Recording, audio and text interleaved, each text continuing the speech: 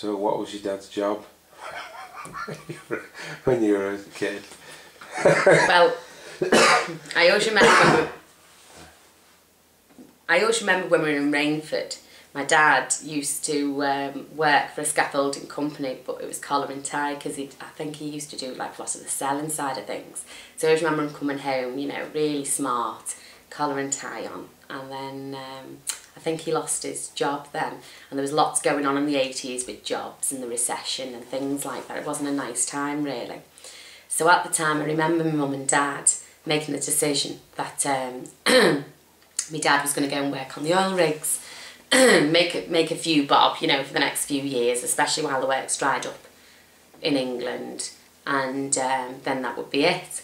So he started that job when they were in Rainford, and I remember the first few trips, well, I'd say the first year or two, it just been the longest time, the 2 weeks that he was away, just the longest time, because in a child's mind, time, you don't know the notion of time really.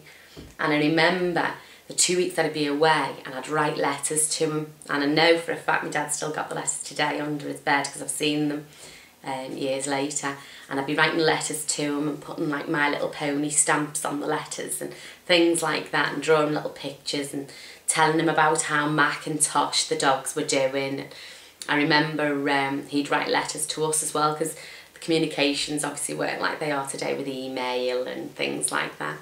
And I remember him always saying to our Paul, don't forget, you've got to look after your mum now, Rachel. And you know, our Paul was the man of the house. That's what his saying used to be. You're the man of the house now, and look after your mum, look after Rachel. And he'd put that in his letters back to us. And I just remember it being the longest time. And as years have gone on, when I've met new people in my life, they've always said, did it not affect you?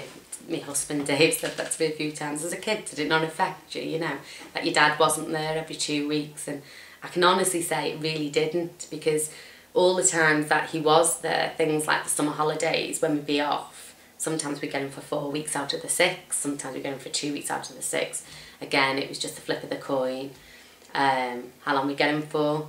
But when we would, what he'd do is he'd draw up this list of activities, days out, all the rest of it, of what he wanted us to do.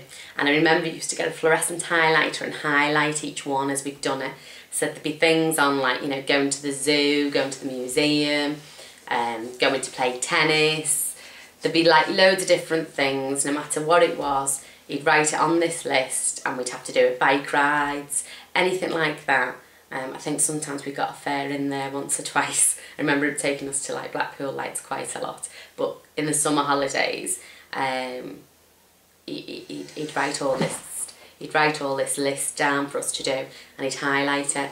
And I just remember thinking at the time, well, none of my other friends have got that. None of my other friends have got their dads for a full day, and the dads are able to do this, that and the other with them in the summer holidays. So it was just, you know, life for us really. It wasn't, I didn't think I missed out. I didn't think I was worse off than anybody else, by no means.